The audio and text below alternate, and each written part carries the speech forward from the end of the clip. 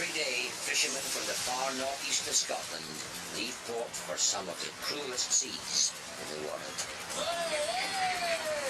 Theirs is the most dangerous job in Britain. Now, in Trawlermen, a new generation of fishermen are about to make their mark, braving violent storms and deadly conditions. All to put fish on our plates.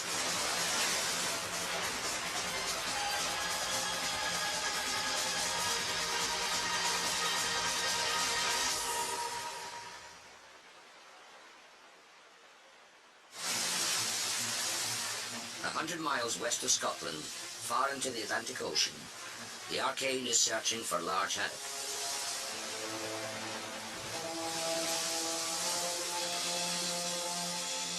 The boat is in massive debt, but skipper Charlie McBride hopes that a 250-mile steam out of her usual fishing grounds will bring a change in fortune.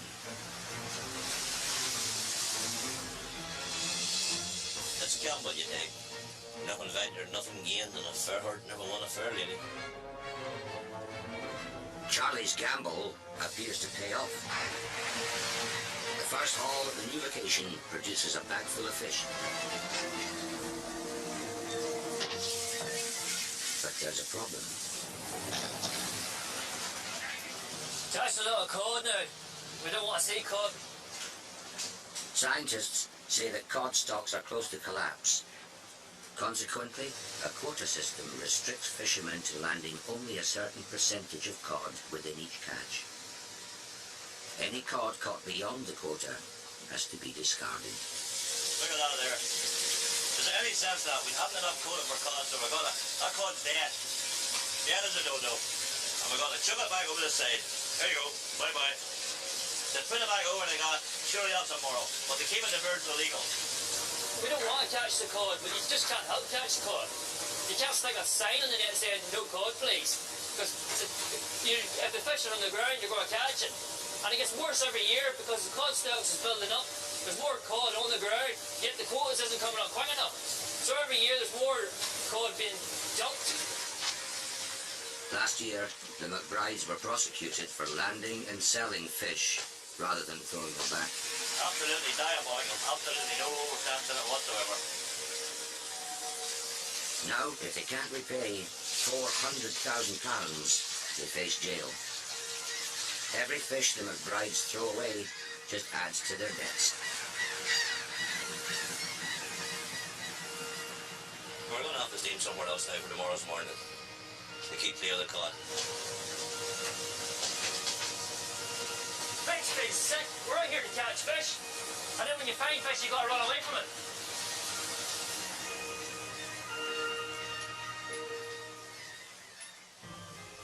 "400 miles away from the Arcane, on the other side of the North Sea, there's a pair of hunters at work. Last year, this team, towing one massive net between them, caught nearly £2 million worth of fish. The Sunrise is skippered by John Stephen. Our fishing partner is the Ocean Dawn, skippered by Ian Ritchie, a veteran of over 35 years at sea. Ian! 3 marks! Me and Ian have been fishing together for since now 6 years. We'll just get on great, the crews get on great, so it's a good partnership. Night time's out of day and we're both thinking exactly the same. That's why we're going well. All the gear expenses split between the two boats. It's a 50-50 partnership with everything. The Sunrise is shooting a brand new £20,000 net. He's going to have to catch a lot of fish to pay for it. In charge of the new net is John Stephen's son, John Jr. Stay there, throw a roller. Watch out! Robin, this net will just start control. Just leave it.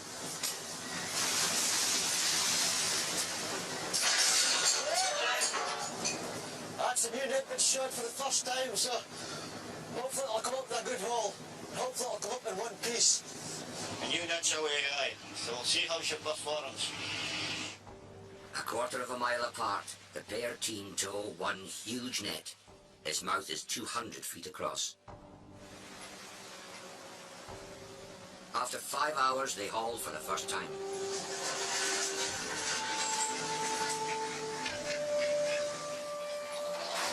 That's a new net. It's the biggest fish in that net. Rubbish. Won't even cover the fuel for us all. Nothing. Zilch.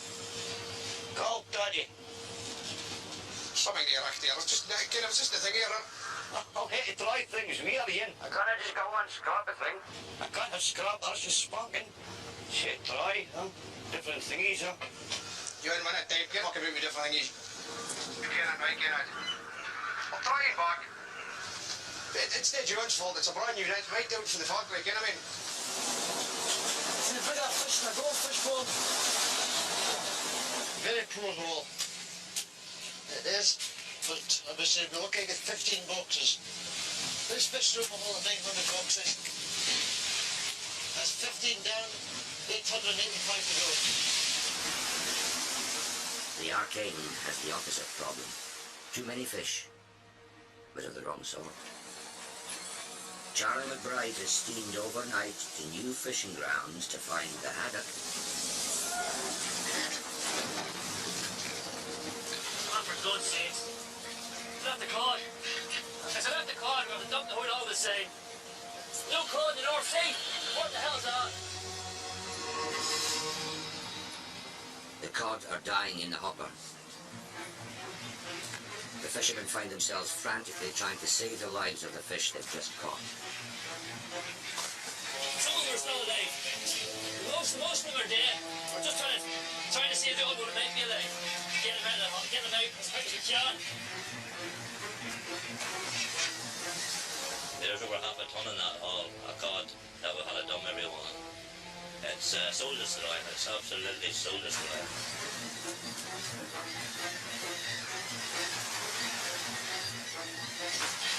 It was absolute madness. There's 12 boxes of cod in that hole. It's about 1,000 pounds of fish that were thrown over the side. Hard enough to get a living. Not like when money was real. The pressure is building on Skipper Charlie. The Arcane has been at sea for 5 days, burning fuel and catching the wrong sort of fish. Somebody here, it's Robert Shoulder. Hi, Alan. What's wrong? Is it the hot on? It's not that far out, Stephen. What's wrong? Yeah. When things go wrong, like that last hole, they can get stressed out very quickly. What? Different people handle pressure in different ways. I would try not let it go to me, but he goes all the way that he gets them. What way? He blows it off, and then he gets on with it. Suppose it's better doing that way than somebody bottling it up too long. Every fisherman's under pressure, but I think we're under just a bit more than most.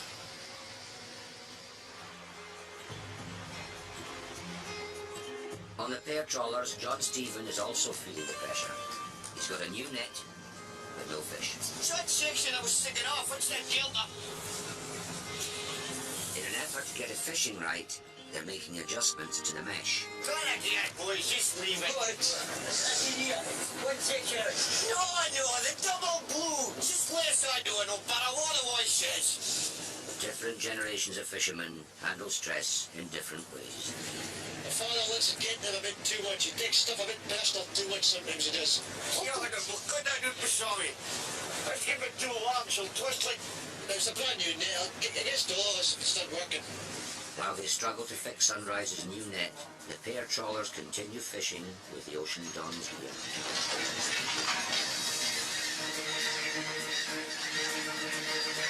I see the nickel box.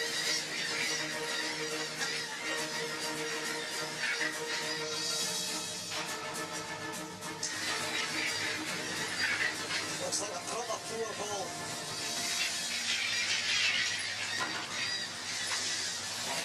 Looks like half a lift from here. Not good at all. The small catch in Ian's net compounds their problems. They'll have to move to fresh grounds. Oh, it's poor, it's missed that time. It's just crap, like... Yeah, that's no good. It's the way shift to get out to do that again. By nightfall, they've moved on. But John thinks he may have cracked the problem with the new net. You got deep water balls on it, they've got more flotation than normal balls. So we're going to change it. Should sort it out. Hopefully it will.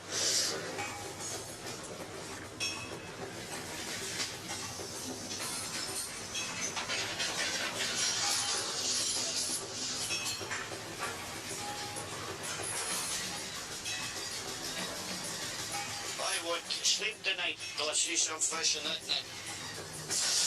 You know I'm happy. I will worry till I see a whole lot of fish in it. I'll be worried. Find out tomorrow. The success of the whole trip rests upon one £20,000 net.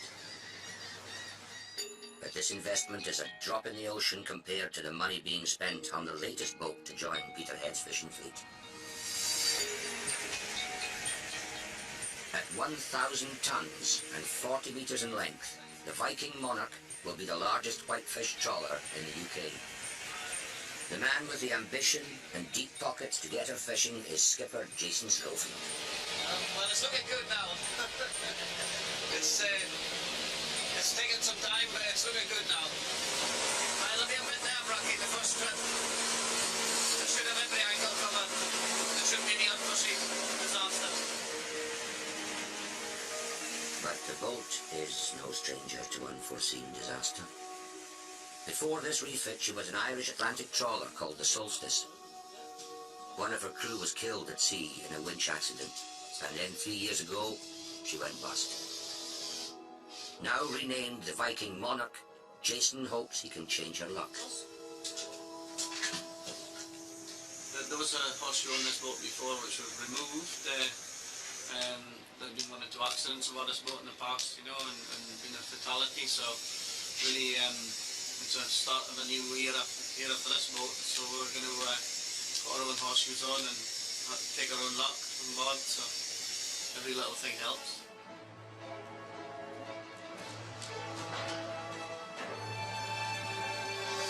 A new vessel of this kind would cost Jason's family at least £5 million, but they've got this boat at a knockdown price, even if the refit cost another £500,000.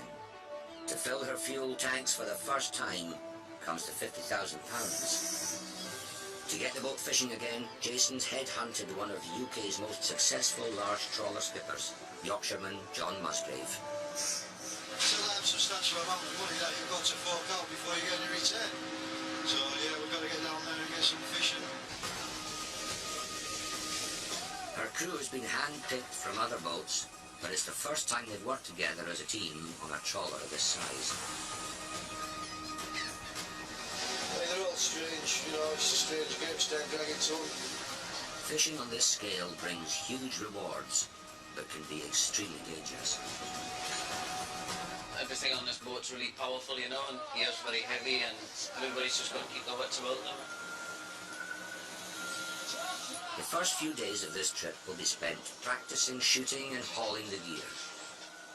With Jason in the wheelhouse and John on deck, the two skippers try to knock into shape an unfamiliar boat and unfamiliar crew. Yeah, that bloke's alright. Will a coat of paint, a new name and a fresh start be enough to change Viking Monarch's luck? It's gonna break the wire!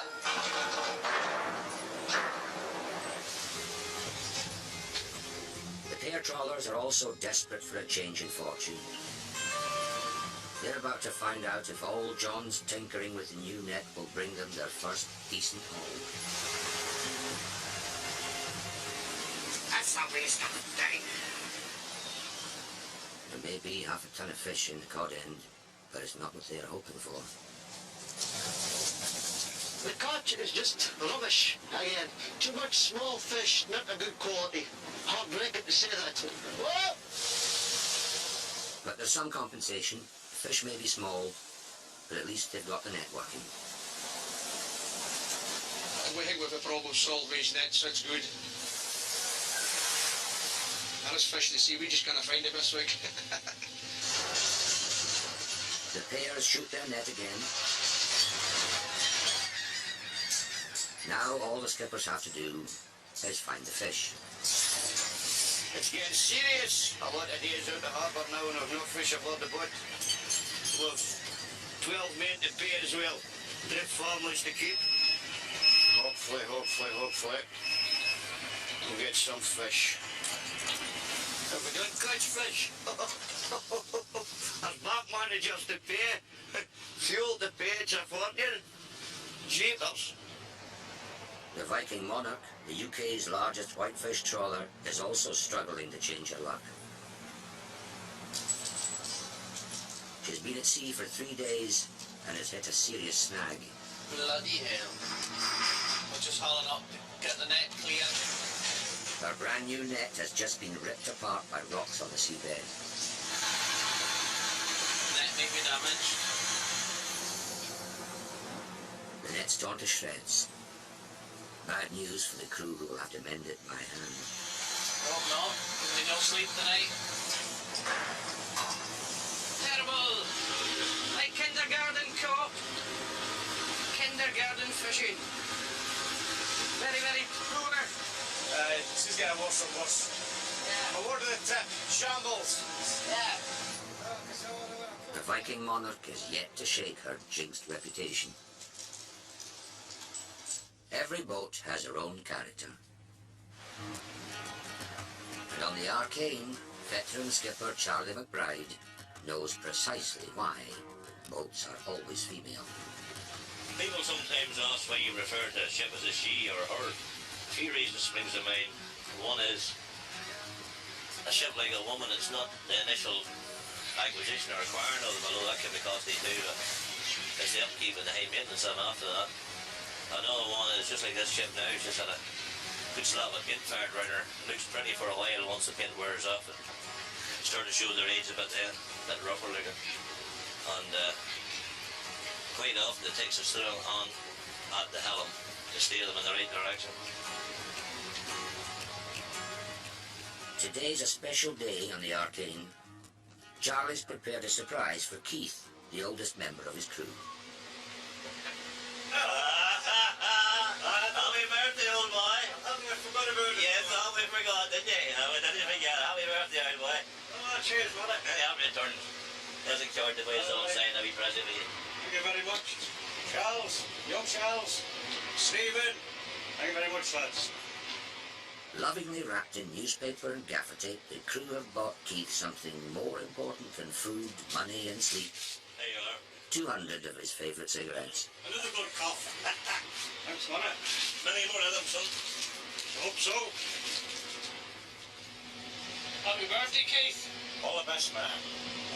I spent all the birthdays at sea. Happy birthday. 16th, the 21st, the 18th, Your 60th. the 60th, and I'm still here. Yeah? I'm the lollies up nearly, I think.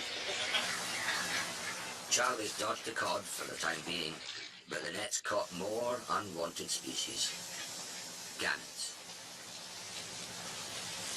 Gallants were diving down in the water after the fish. Some of these buggers got talking now.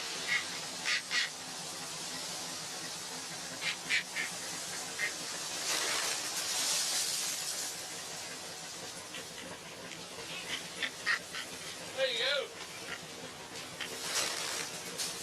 First 100%, nothing wrong with it. He'll survive.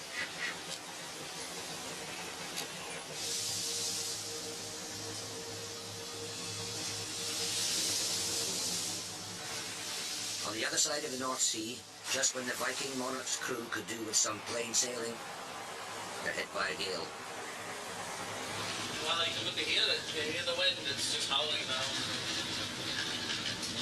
I'd say it's probably gusting up to about 50 miles an hour now. Not stopping us just yet, but it's pretty nasty out there just now.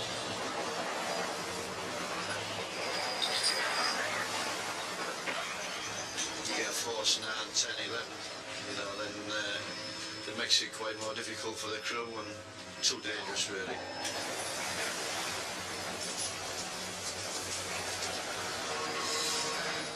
As conditions deteriorate, the Viking Monarch gets her first decent haul.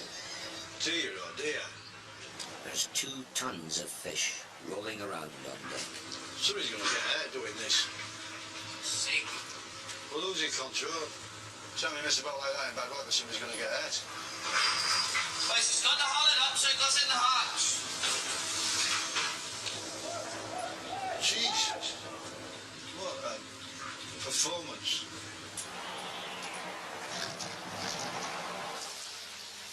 The Viking monarch's catching fish.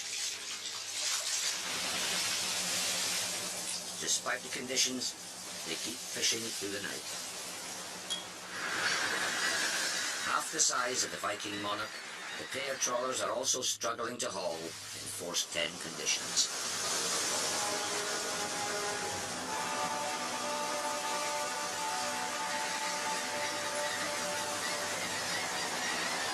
Adrian.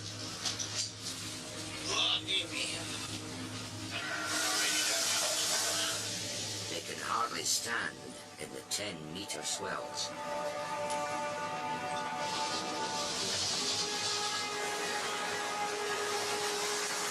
It's just going to get a wee bit worse. I think it's 50, 55 knots for a while, I think.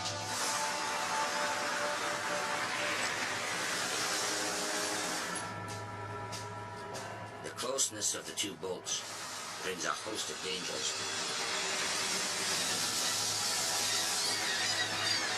This is what it was, Dave. Both boats are touched each side of the net. You can't manoeuvre the same. So you just got to be a bit more careful for buckling the gear in this poorer weather, like. You don't want to be touching a rail like this anyway, like.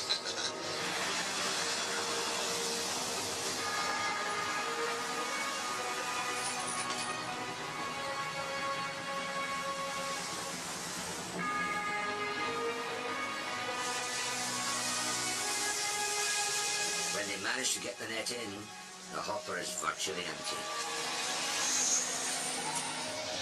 Get scared, did you?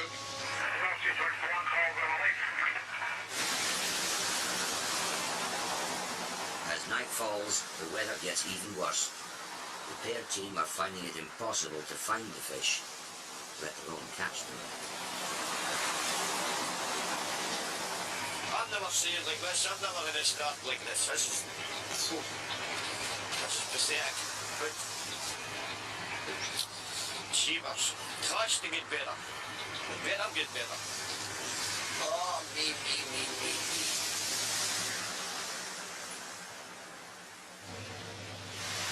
In stark contrast to the pairs, the Viking monarch seems to have shaken off her bad luck. The hauls just keep getting bigger. Jason's first trip target of 1,400 boxes is beginning to look realistic. Just now we're just coming up for 700. We've not been out a week yet, so hopefully we can put another 700 onto that, but I think that might be too optimistic. We'll see. But Jason soon has cause to celebrate. The next haul is his biggest yet.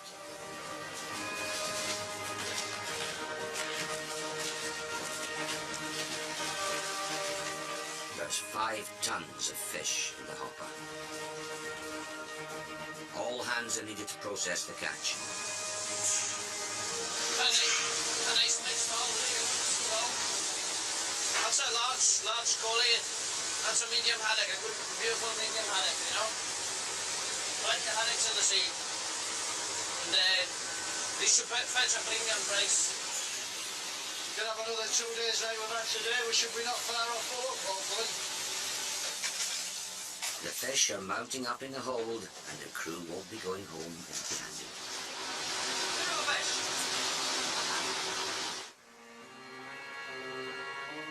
The pair trawlers are not so fortunate.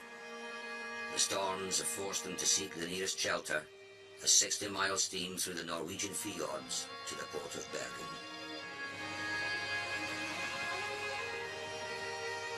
It's going to be 4th day for 24 hours, so get a wee bit of peace in here. Save some fuel for a day, go out tomorrow again. For the younger members of the crew, it's a new experience. It's that, kid. Look, I've been here for something different. Oh, look at that. The two crews decide to make the best of a bad job and head into town. Skipper Ian takes the crew for a morale-raising pint, but no one is keen to buy the first round. £8.50 a pint. How much will we spend at midnight? We should chip on the money and then draw straws. At least one man can get drunk in it. For us sleep easy tonight, Ken, and my crews can be very fresh tomorrow morning.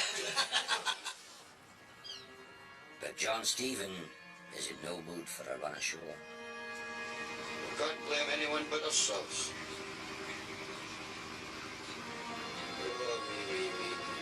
Fearsome. Can get a D45, go home with no fish, get a D45, back in the deck.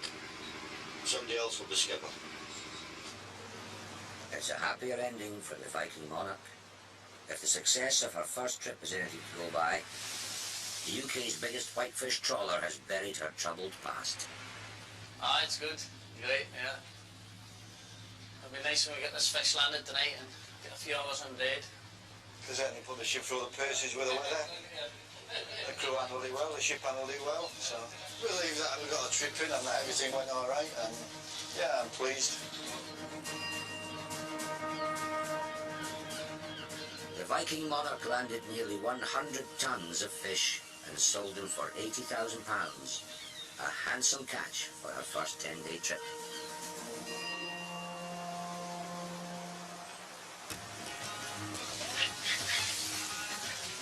In the Atlantic, the Arcane is enjoying perfect fishing conditions, and there's a surprise waiting in the cod end.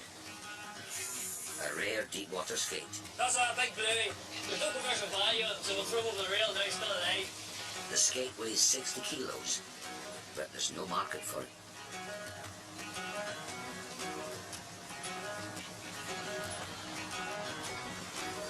He'd be done the work for that.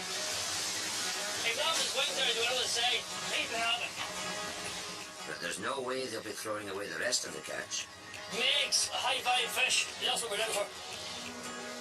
It's an elusive flatfish called megrim, hardly eaten in Britain, but it fetches a great price with the French and Spanish buyers. They're worth around 150 to 250, 300, sometimes 300 pound of bucks. If you get 3 or 4 of them a haul, 7 or 8 hauls a day, you start yarning up. After 8 days at sea, the Arcane is landing her catch. They'll earn just enough from this trip to keep their creditors at bay. We're not going to end because of business. We're fighters. Fishermen. Fishermen are fighters.